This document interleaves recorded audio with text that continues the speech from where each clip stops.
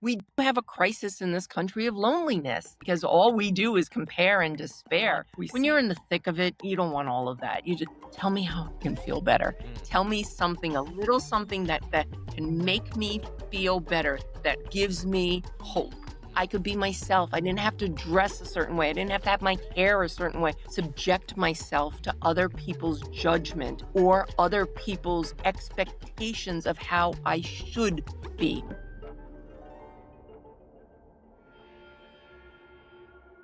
Hello, and welcome back to Retrieving Sanity, your podcast for all recovery-focused healing from addictions and traumas. We have a returning guest who is a true beacon of hope and resilience. She is a relationship reset expert, a certified betrayal recovery specialist, and an author with over 20 years of leadership experience. And her name is Vanessa Cardenas. How are you doing today? Keegan, thank you so much for inviting me back. Our first conversation was just great. It was great, and we could have talked for hours. Oh, yeah. So I truly appreciate you inviting me back. We have so much to cover today. Your audience is just going to be, mwah. They're going to absolutely love it. You are a beacon of hope for so many, and you bring such amazing guests onto your show, including me, but you've had some really great conversations recently. And yeah, you got it. Well, you absolutely have it. I really appreciate that, but it's thanks to guests such as yourself that we've been able to make it this far in the first place, because, man, I rewatched our first episode and I was like, man, I almost not necessarily forgot some of this stuff, but I forgot about like where I was at in those moments. You know, I was rewatching it and I was like, man, like, yeah, a little bit of cringy, because it's like I had to go through all these different things that I've learned, and I was like, it's not that I'm bad or anything, it's that I was inexperienced. And now we get to this point, and I get to sit here and we get to talk about where you've gone since we've last spoke, because you left us off with micro betrayals and your hope framework. And I mean, you've gone and done a whole bunch of things since our last conversation. So why don't you tell us about where your like rabbit hole train's gone adventure wise? Ooh, I love the question. I had the honor and privilege of being invited to Oxford University in England. Ooh. It was a thrill. It was 5 glorious days, and they invited me onto their podcast as well. And it was the first time I had done a podcast in person. Ooh. Very different experience, because you and I have the screen in front of us and the mics and so forth, but we're still screen to screen. This, I could actually touch the host and feel the chair and the mic and all the camera angles. It was amazing. It was such an amazing experience. And I spoke about a wicked inner critic that I've had since kindergarten. And I shared that story and how I moved through it, because, as your audience might not be aware of, I went through betrayal. My husband of over 2 decades, I'd known him for 3 decades, over 2 decades, sat me down on a park bench and said to me, I've met someone. And in that moment, my world shattered. It completely imploded and exploded at the exact same time. And I suffered terribly. And I couldn't understand, because I'm a smart woman. I have a psychology degree. I'm in the C-suite. I could fix me. I could fix him. Be fine. We'd be all set. And what I came to realize, not days later, not weeks later, months later, that this catastrophic event in my life just cracked open all of my insecurities that I had had throughout my entire life, that started in childhood.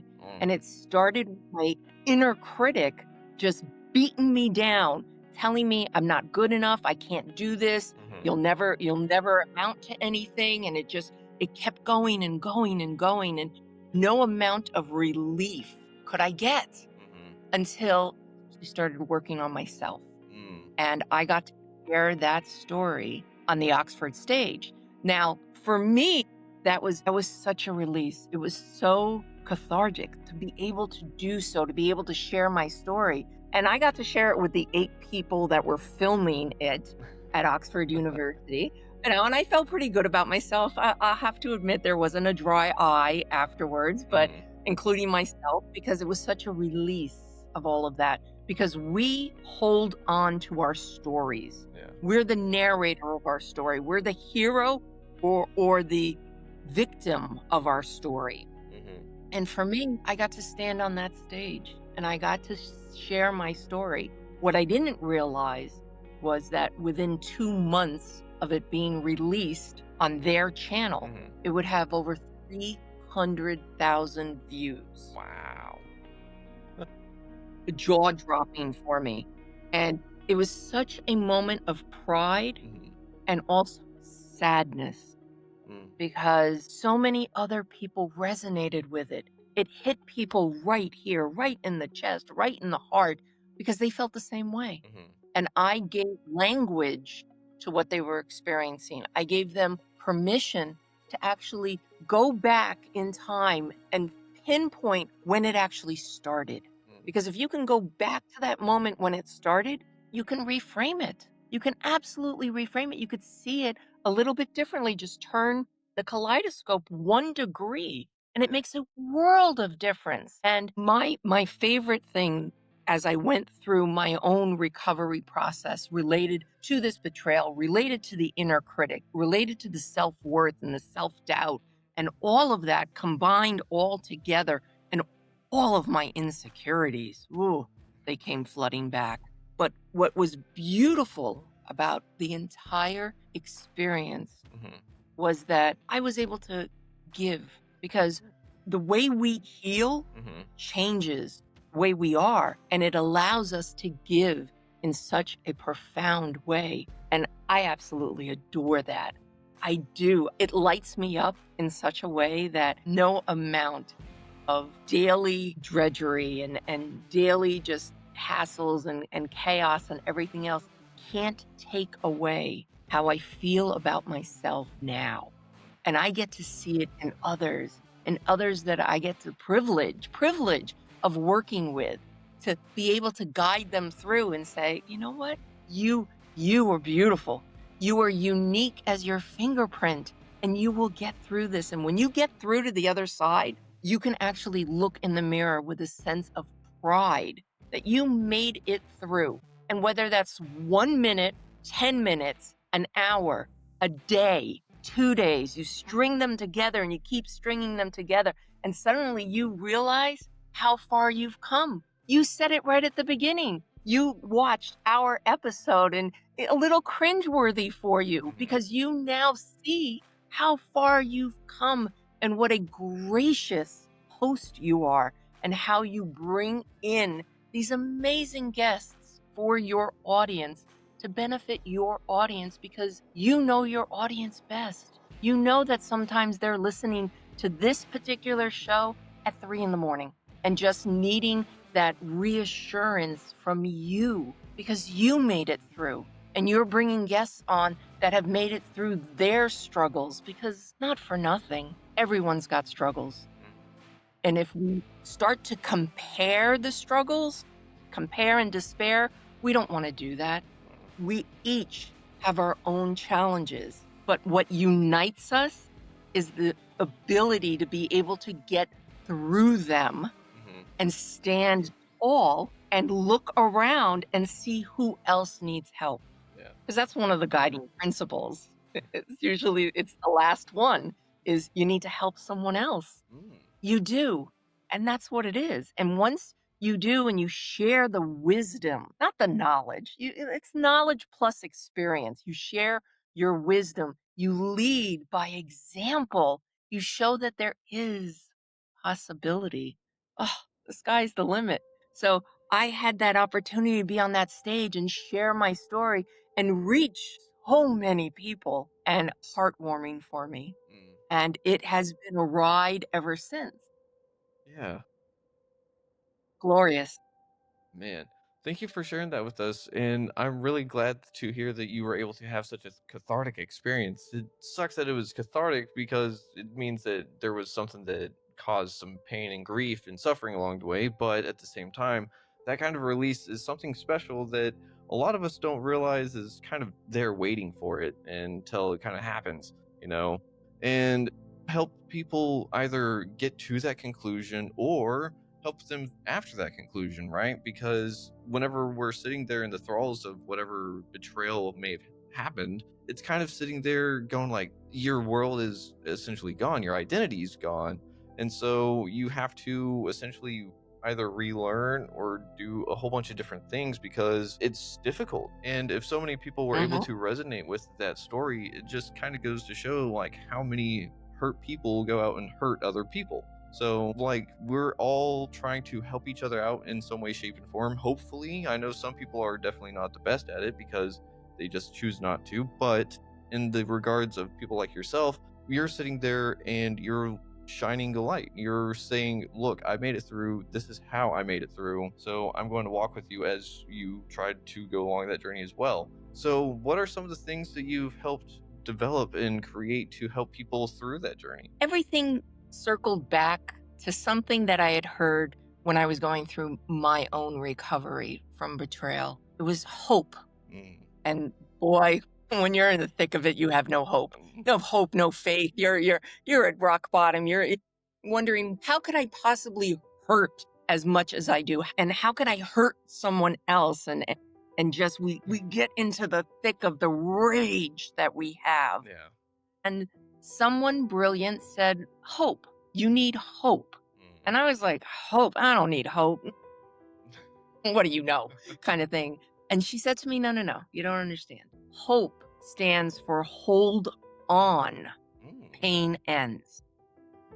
Huh. And that stuck with me for a really long time. To this day, it's still. And I developed my framework behind it. Hold on, pain ends. But what it really comes down to is that the H is for hold. Hold steady. Mm. Do whatever you possibly can to ground yourself, to hang on and know that you will get through this. You will. It doesn't feel like it at the moment. But I need a little bit, instead of your inner critic screaming at you, I need that little angel on the other shoulder going, hold on, hold on, hold on. You are worthy.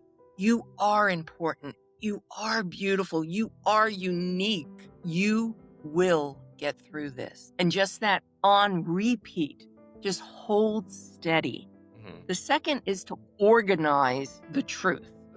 Because when we go through something really catastrophic, we see it in a jumbled mess.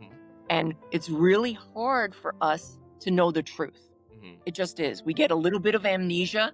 We don't quite remember the stories quite the way they are, the way we like the narrative of it, whether we are the hero or the victim of it, but organize the truth. Like really, really have the truth set. And sometimes that involves writing it down, keeping a journal, having it in front of you, because we do develop some amnesia. Yeah. We don't quite remember it right, but if we have written it down, the specifics of a certain situation, we can refer back to it.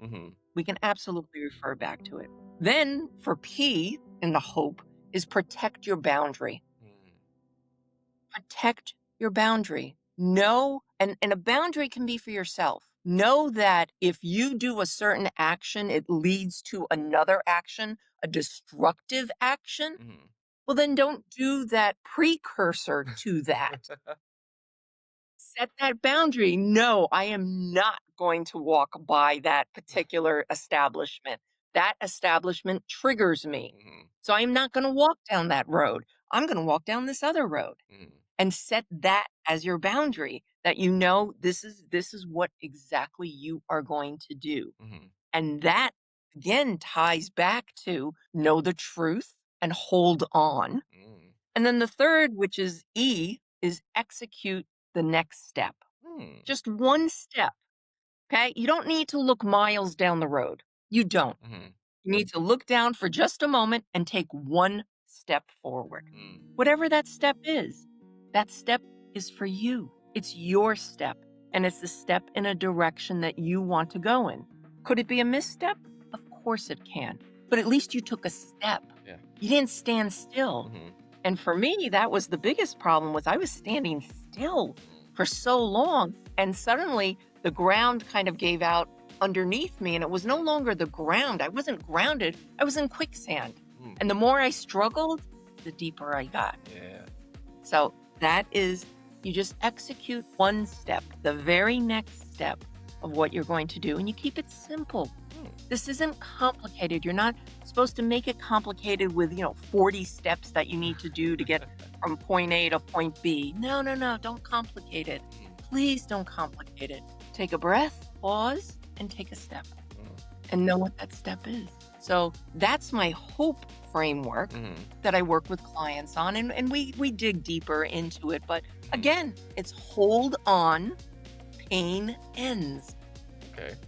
And I have found it so helpful in general. So I'm very proud of it. Yeah, I love that. Hold on, pain ends. I have heard something similar, but it's more along the lines of this too shall pass. But that's kind of the thing, is that whenever we're in the middle of it, it really does not feel like it's going to pass. It really does not feel like that pain is going to end. It's just kind of sitting there like, hey, I'm here in the present moment, so I'm going to be here forever. It's kind of like an addiction. You see yourself in the moment doing it, and you don't see yourself in the future not doing it, So it's kind of like we can kind of get addicted to pain, I think, in some way, shape, or form.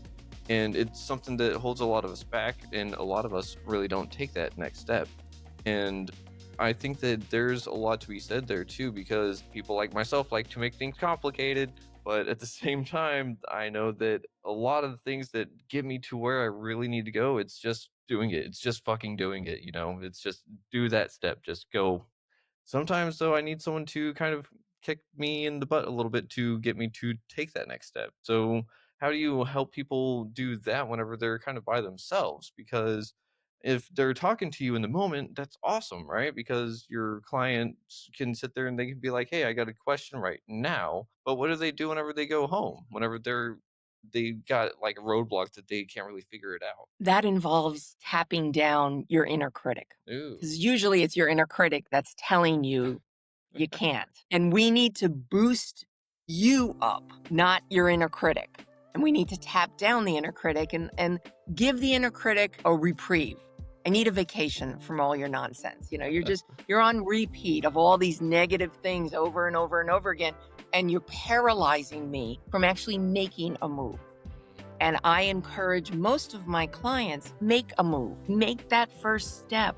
And it's okay if you misstep. But the thing is, you made a step, and make that commitment to yourself, because once you start trusting yourself, the sky's the limit.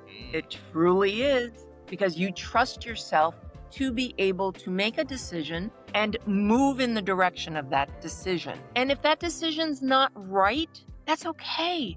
That's absolutely okay. We learn. That's how we learn from every single action that we take.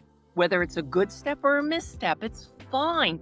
But again, we're not standing still. We're not paralyzed by what's in front of us or what's screaming at us from inside, telling us we're not worthy. We can't do it.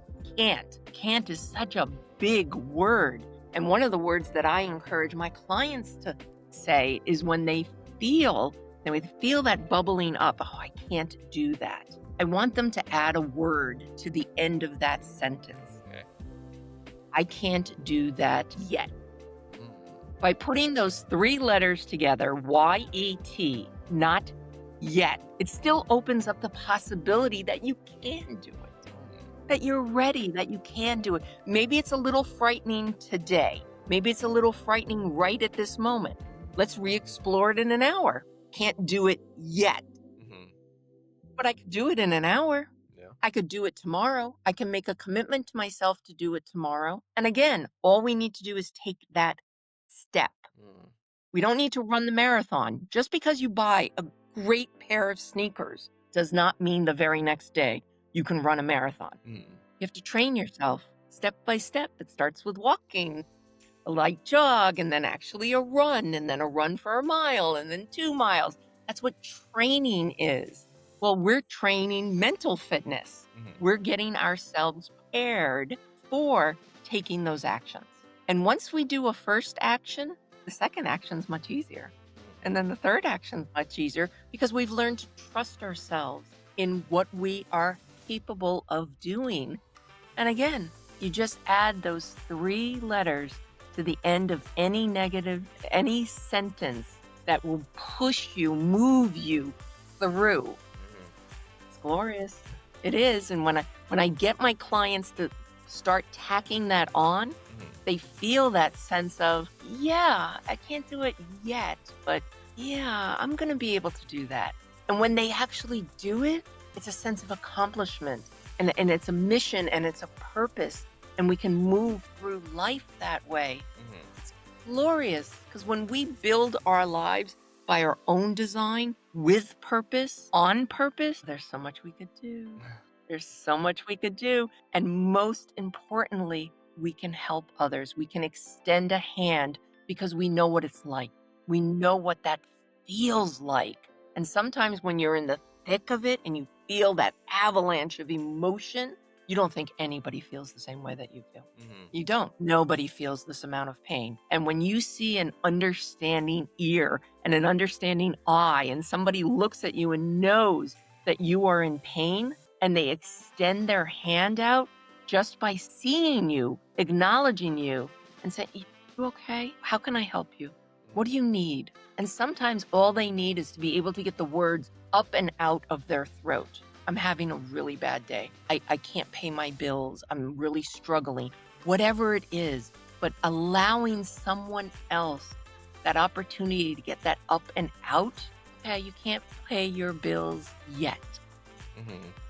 Let's talk about it. Let's see what we can figure out. What are some of the steps? Because we get so paralyzed in our pain that it enables us not to be able to move, and we get stuck. And being stuck is the worst. It just is. We feel hopeless. And again, when we have that little critic on our shoulders, yeah, you're worthless. Yeah, you don't even bother.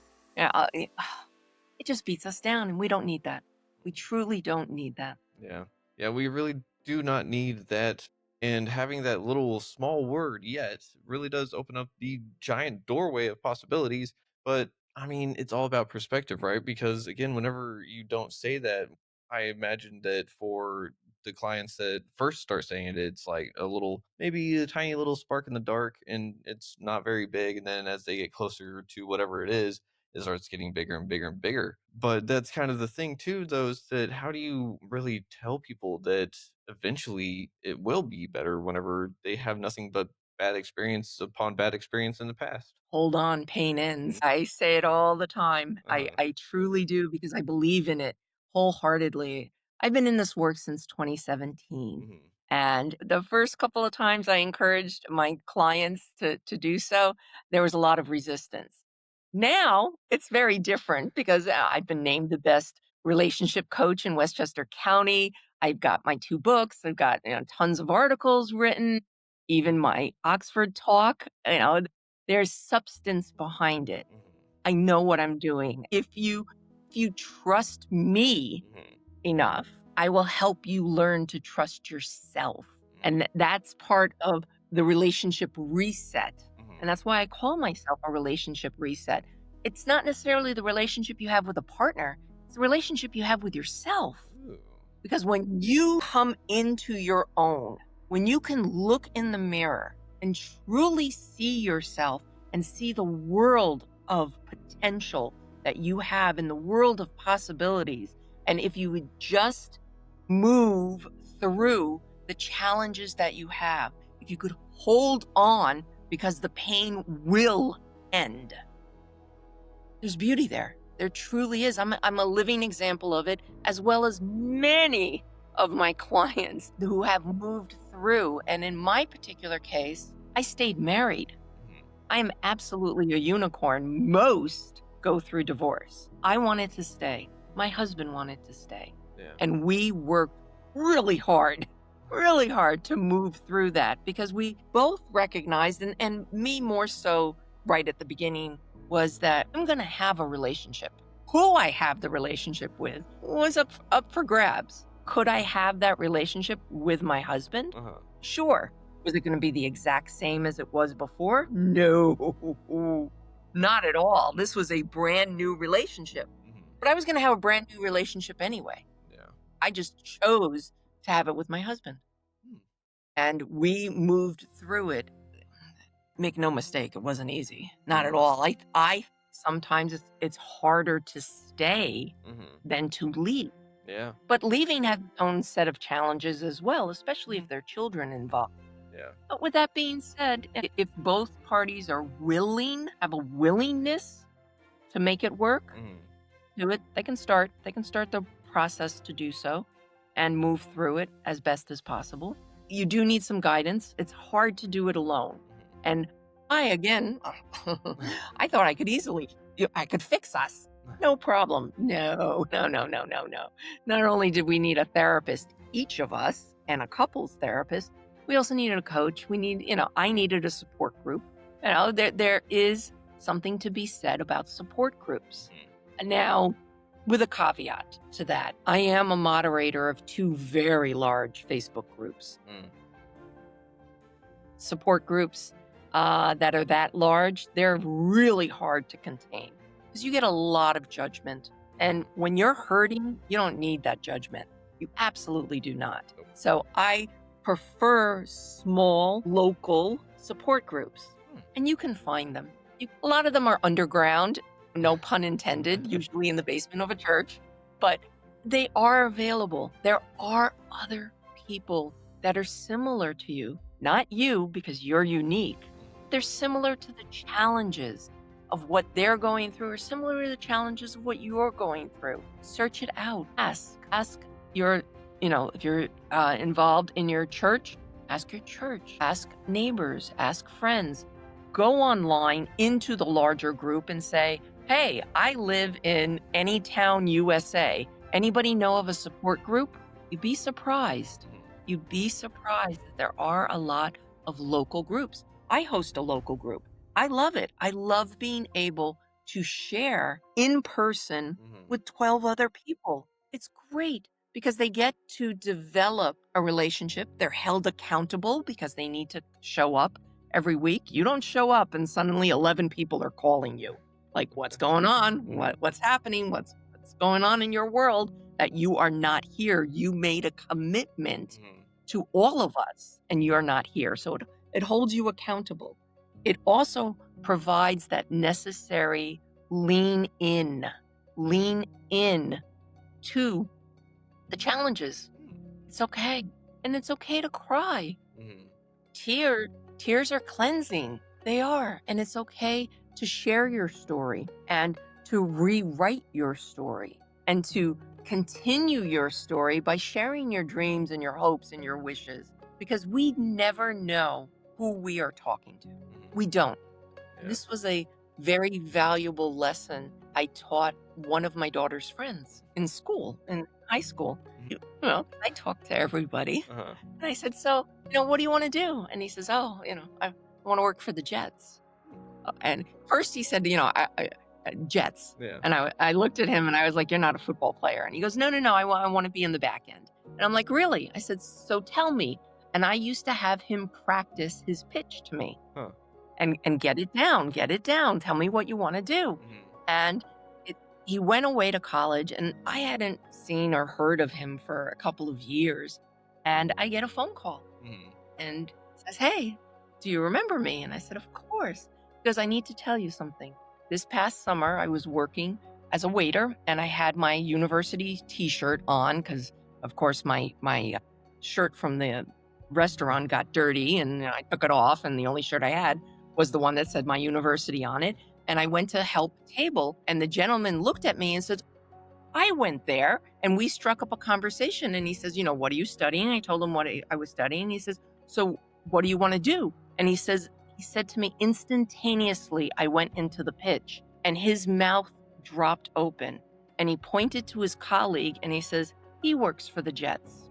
He says, I wanted to let you know because of your insistence that I learned that and I go over and over and over again and I hold on to that dream of what exactly I want to do. I am starting an internship with the Jets. That warms my heart. When we have those dreams and when we share those dreams. And that's one thing I encourage in my support group. I know it's painful right now. I know that you're in the thick of it and I know that it just feels so overwhelming, but give it a chance. Hold on. Let's share your dreams. Where do you see yourself next month, next year, 3 years from now, 5 years from now? If you could have anything, what would it be? Because when we say it out loud, it happens. It does. So grab a hold of that dream. Absolutely grab a hold of that dream.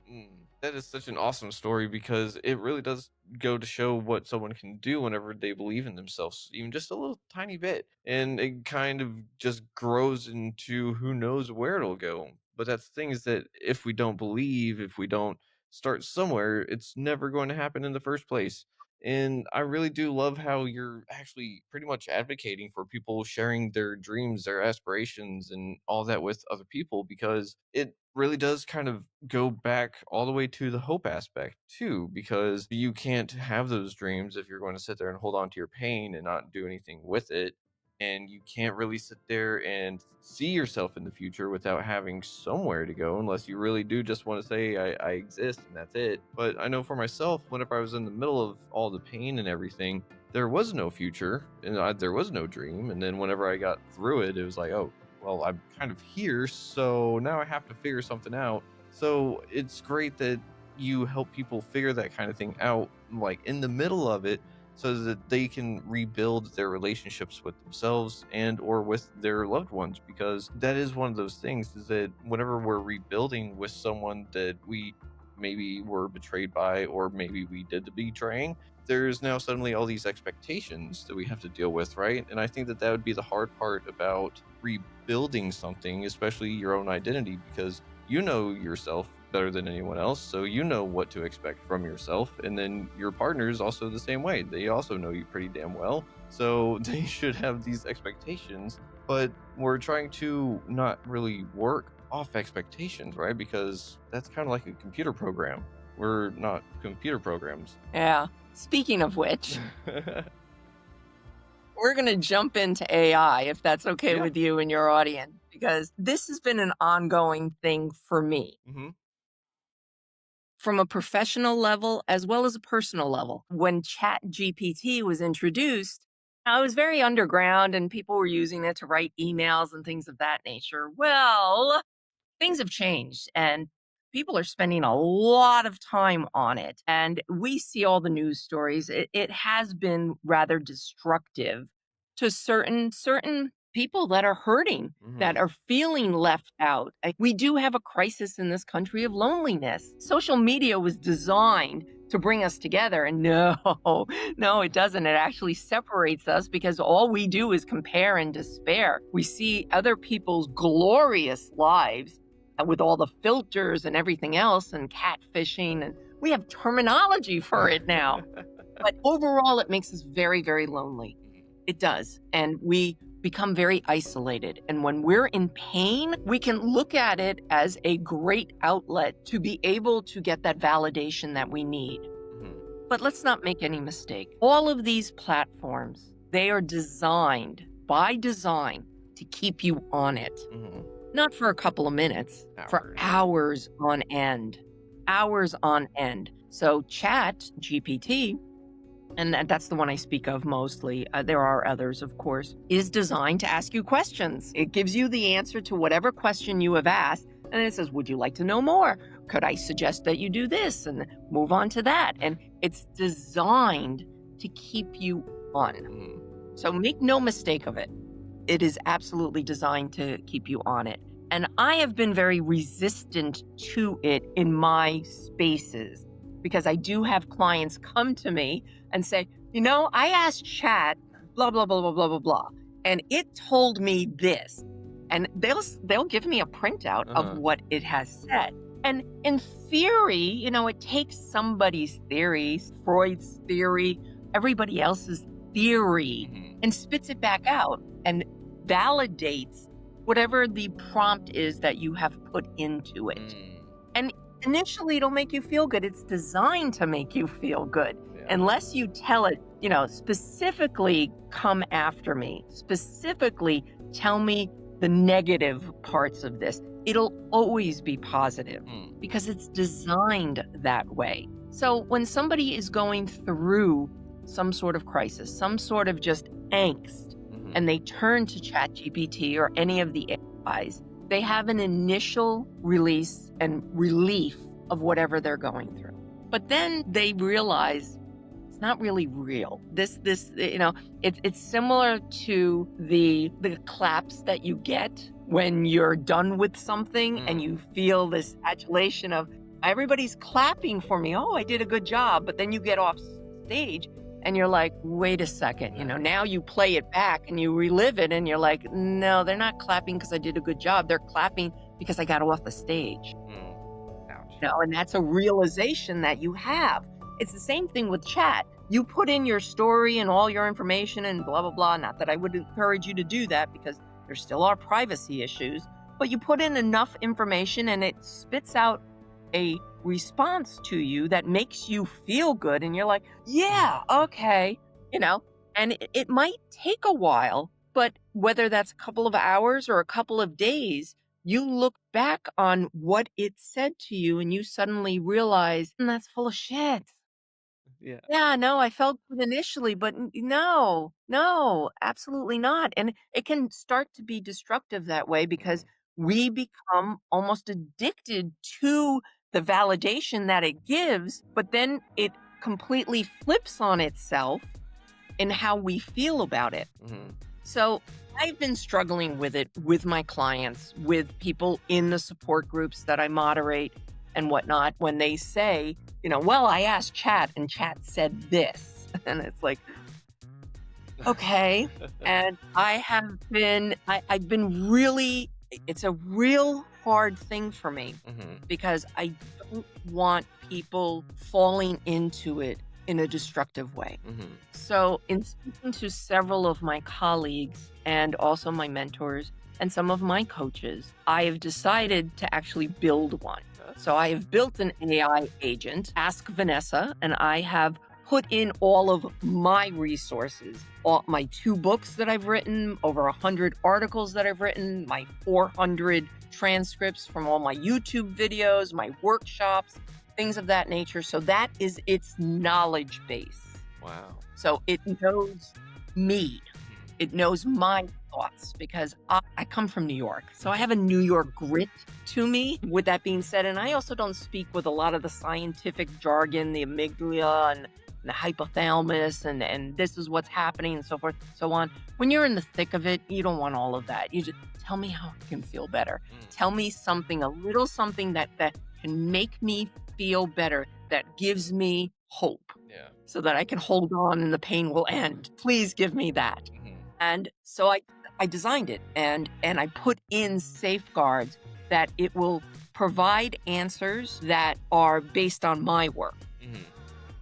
And it doesn't fluff it, as I refer to it. It doesn't fluff it. It doesn't, boost you up to, the stratosphere. It will make you feel better. It absolutely will, because it'll give you something from my experience and the experience of my clients. It's not some generic textbook answer. It's coming directly from me.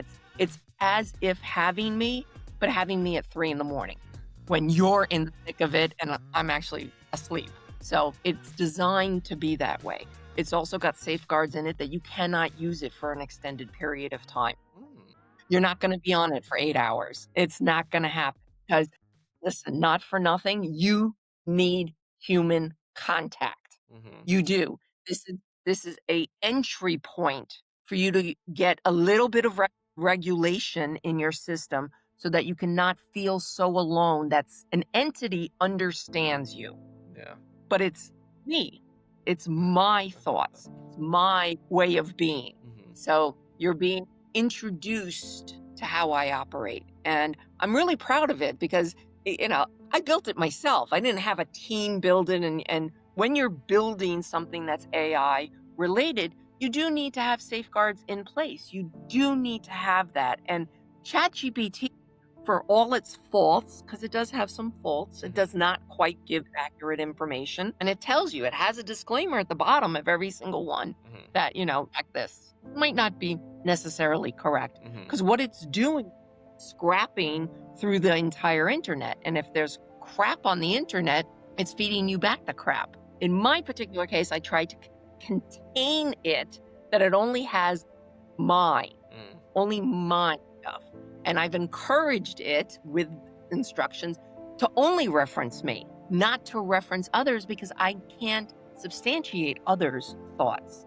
I can substantiate my own thoughts because they're what worked for me personally, because I went through it, and those of my clients, and all of the things that I've subsequently learned throughout this process. Again, 2017, it's coming across 8 years already that I have been doing this type of work to be able to help people. And that's the ultimate goal. And that's what my team, my army of support that I have, when I brought this to them, and I'm like, I've been screaming on my soapbox about how dangerous AI is to mental health. And now here I am on the cusp of building something to help. And what was told to me, and ChatGPT confirmed this, because they wouldn't allow me to build something. If you build it, you have to submit it to ChatGPT, and it goes through their process. You cannot provide mental health. Nope. Because unfortunately, they have learned, based on what you hear in the news about people hurting themselves because ChatGPT suggested, well, maybe you need to go this route. And it becomes very dangerous. So now ChatGPT overall has safeguards in place about mental health. So my AI representation of Vanessa is providing my guidance, not mental health. Absolutely not. Not mental health advice, not legal advice, not financial advice. No. You don't get that from a machine. You get that from one-on-one conversations like we're having. Could you imagine if, and I'm sure it's going to happen, that they're going to start to be podcasts where there's, two hosts, or a host and a guest, and neither one is human. And it's like, whoa, wait a second. We don't want to lose our humanity. We don't. No. So this particular AI agent that I have created for the benefit of everyone, it's out there, it's completely free to be able to use, is an entry point in how I operate. And I'm proud of it. And those beta testers that I had, that I shared it with, were really impressed with it, which warmed my heart, because they felt like they were having a conversation with me, which is great, because I am just one person. I know that there's lots of others that are out there that do these massive workshops and these massive things where it's group settings of, 300 people to one person. I don't operate that way. I don't. I want you to come into my office or come onto my screen, and it's just you and me. That's it. It's just you and me, human to human, because that's what you need. Ultimately, that's what you need. These tools, these AI tools, they're good for the moment. They're almost like a Band-Aid, but that scar is never going to heal properly if you keep just slapping a Band-Aid on it and you don't let it breathe, and you don't have somebody look at it and help you move through it so that the scar can start to fade. And eventually it's just a slight reminder of a moment in your life, because that's all these catastrophes are. They're moments in your life. In the thick of it, it feels like it's going to go on forever. But in the true reality of it, it's a moment in time. It is, whether that moment lasts a day, a week, a couple of weeks, a month, years, decades. Yeah. Mm-hmm. Yeah. Where can people find that AI tool of yours? It's on my website, which is understandingear.com. Okay. Understandingear.com. I'll send it to you so that you have it in the show notes as well, so they can get directly to it, and use it and utilize it and see. I'm curious the feedback on it. Absolutely, of course. I want it to be a tool of use. Yeah. I want it to be a way for people to get information that has been curated, not just scrapped from the internet, because again, the internet can have a lot of things on there that aren't necessarily true. And you know that in your hearts of hearts. You do. There's certain things you read and you're like, yeah, no, I'm not buying that. So this allows just for my work to be a resource for people, and to allow them the opportunity to have an entry point, whether it's 3 in the morning and you can't sleep because your partner next to you is snoring and he or she has betrayed you and you're seething at the moment because you've been triggered before you went to bed and you're just tossing and turning and you need a tool right at the moment. So you reach for my AI model, ask Vanessa, and you type in your question and it as me will give you a response. Something simple that you can do right in the moment to be able to alleviate that angst that you have. Not a permanent solution, but something to help you move through it at that exact moment so that you can get the rest that you need. 'Cause when we're tired, we can't make any decisions. Man, you're totally right on that. Whenever I'm tired, it's not easy to really make any decisions. And I know I should make big ones if I'm tired, but it's awesome that you've created something like that so that other people can get help like that from someone that has reputable experience with everything, as such as betrayal recovery and that kind of life advice, and not necessarily mental health wellness, if you will. But that's the thing, is that we're kind of sitting here and we got a lot of red flags, green flags all over the place that people may not be aware of whenever they need to kind of ask this kind of thing. So I've got a little bit of a game show segment if you want to play real quick to help the audience figure Go out for it. some red flags and green flags before they run to the AI.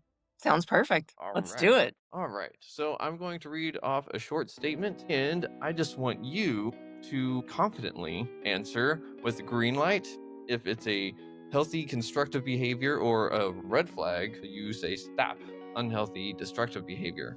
That makes sense. So, Yes, let's try the first question and make sure I got the instructions correct. But yes, sounds all right. good. Up first, we have after a fight, you should give your partner the silent treatment until they apologize. Absolutely not. Red flag. Red flag. Okay. And then the goal of self care is to do something that makes you feel good every day. Green. Green light. All right. Now, the best way to rebuild trust is to constantly check your partner's phones and emails. Oh, red flag. Complete red flag. All right. You're torturing yourself when you do that. Yeah. Man. And what about it's okay to acknowledge that your recovery journey will have ups and downs. Green. Wholehearted green. Alrighty. And then what about love is enough to fix any fundamental issue in a relationship? Yeah, it's a red flag. Red flag. Ooh. Do you want to expand on that one real quick? Yeah, it's not just love. Love is very important. It's definitely monumental and right at the top, but there's a few others. One is trust. Ooh. Absolutely. You have to have trust in a relationship. If you don't have trust, no matter how much you love the other person, if you don't trust them, that will always be in the background. It absolutely will be. Respect is another. Integrity is another. So yeah, they kind of all go hand in hand. It's kind of like your own hand. You need all your fingers, including your thumb. Your thumb, the most important digit, there it is love. But you can't do anything if your hand's just like this. Very little. You kind of need the four other fingers to be able to grasp, to be able to hold on. Ooh, I love that. Thank you for explaining that one. And what about you are responsible for your partner's happiness? No, red flag. No, you're responsible for your own happiness. Your partner is a byproduct of that. And if they're included in that, that's great. But if you lose yourself in having them be happy or they're the center of your own happiness, yeah, no, that's not going to work. Ooh. All right. And then what about when trying to reconnect? Focus on complimenting your partner's efforts more than criticizing their failures. Oh yeah, that's a green. It's green. I'm gonna a little bit of clarification on that. Okay. It's their confidence, and it's your confidence.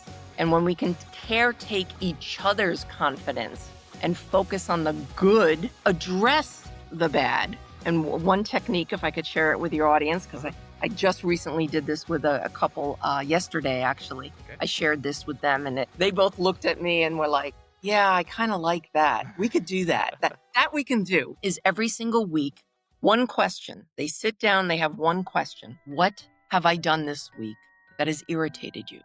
And it's not a laundry list. No, not a laundry list. It's the one thing. Tell me what I've done this week that has irritated you. Because sometimes, and most of the time, it's something so minor.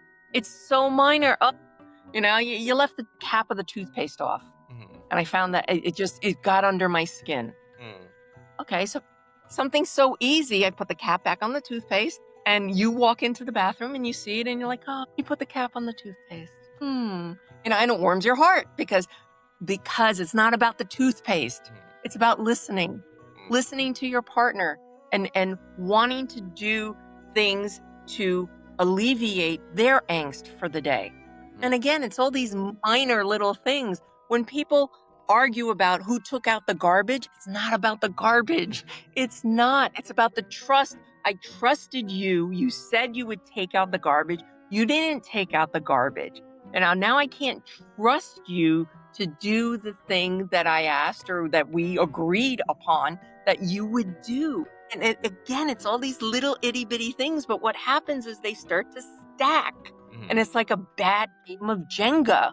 Eventually, you're going to pull out something and it's all going to collapse.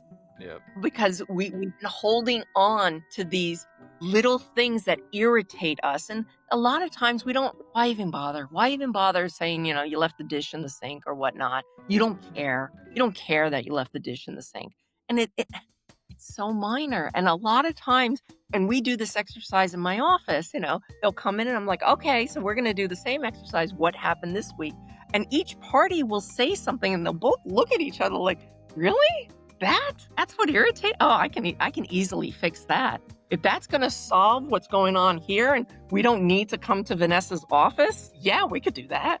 That's easy enough. And again, I'm not trying to make light of it, but sometimes it's these little things, these little micro things that just explode into something so much bigger. Because usually underneath them is fear, usually fear and fear of abandonment, and trust. Trust is a big one. We want to be able to trust our partner. We want to know that they have our back, that they're helping in certain fashions in what they're doing. So yes, caretaking each other's confidence is really important. And it's not these over-the-top compliments, but it's noticing these little things.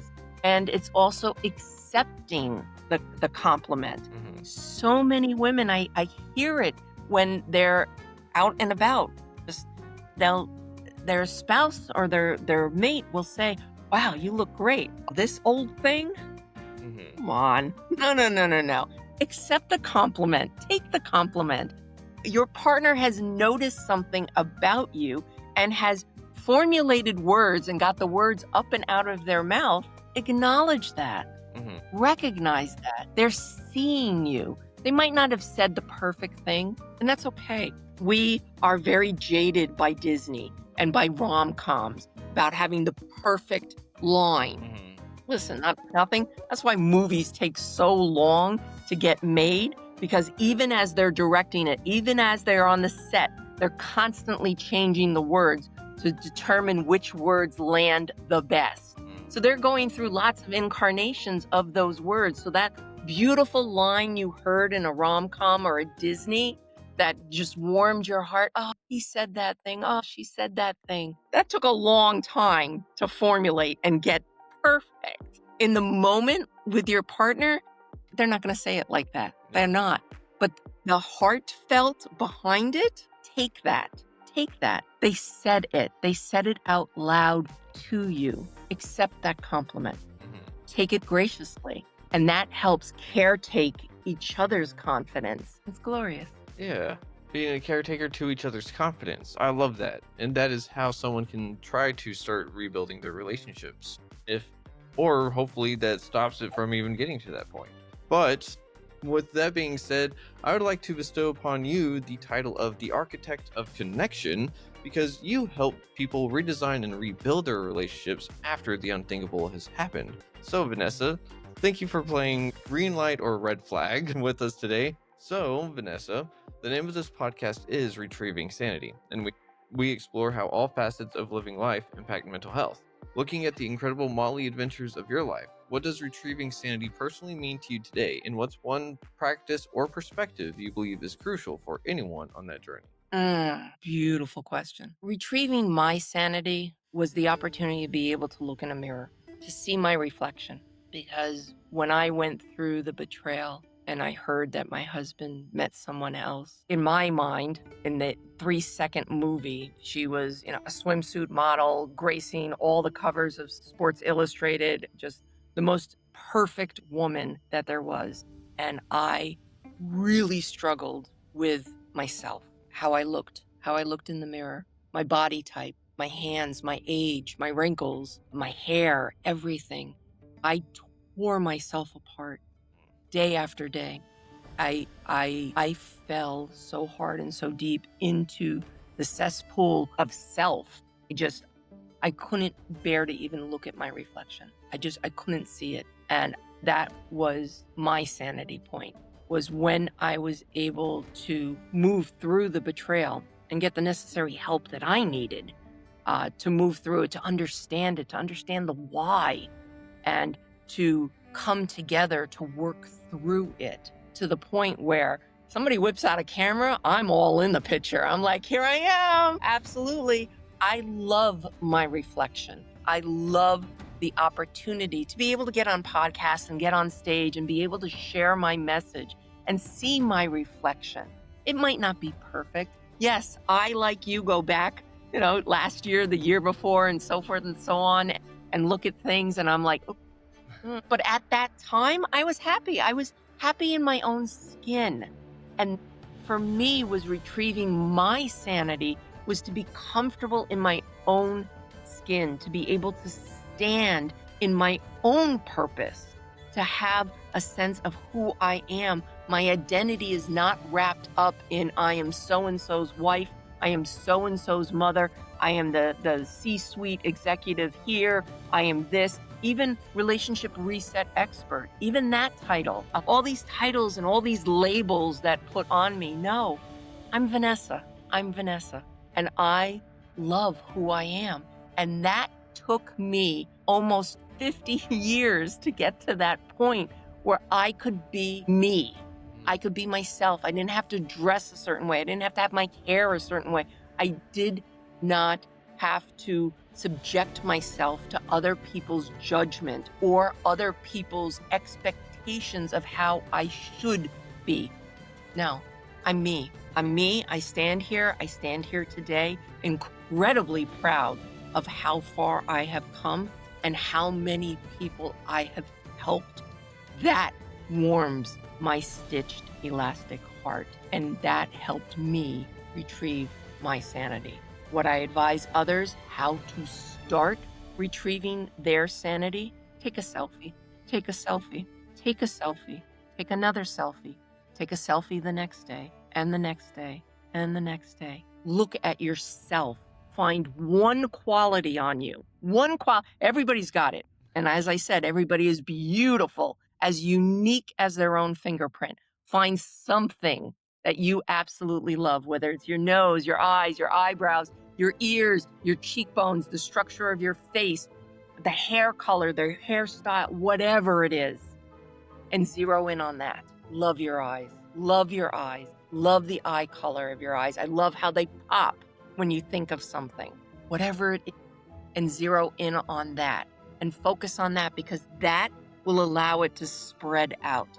And that's what I had to do. I have green eyes. Green eyes are the rarest, they say, and I focused on my eyes. I'm like, I have beautiful green eyes, beautiful green eyes.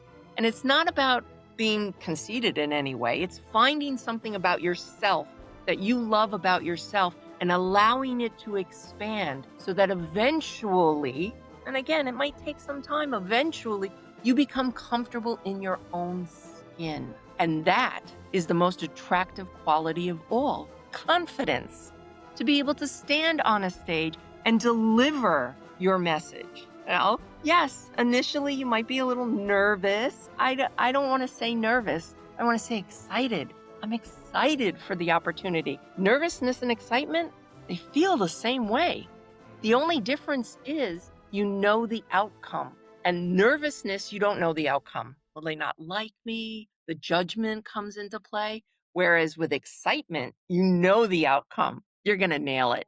You're going to nail it. They're going to walk away with something so powerful that they're going to come back. They're going to come back. They're going to remember, I listened to Keegan's podcast and Vanessa said something that just in that moment clicked for me. And that was the trajectory of how my life changed. Because sometimes that's all it is something that someone says, even slightly different than what somebody else said. But because it landed on you at that exact moment, you heard it, you internalized it, and you moved it forward. That is the most beautiful thing. And you're on your way. You are. What are the places that you'll go? Only you decide that. You get to crack open that book that's halfway through or a quarter of the way through. It's got a lot of shit written before of all the trials and tribulations and the crap that you have endured. But the rest of the pages, they're all blank. You get to write it. Are you going to write the same shit? Or are you going to, hey, this is my dream. This is what's going to happen. And then start living towards that dream. That's deep. And thank you for sharing that, because it is just another wonderful way that we can retrieve our sanity. But I think getting comfortable in our own skin is one of those big things that not a lot of us really think about from time to time. And I think that's where a lot of us kind of fall short. I know I myself was in that boat, and I'm still getting used to getting in my own skin. And it's kind of weird still. Well, I'm super excited to have spoken with you a second time, and I'm super excited to speak with you a third time.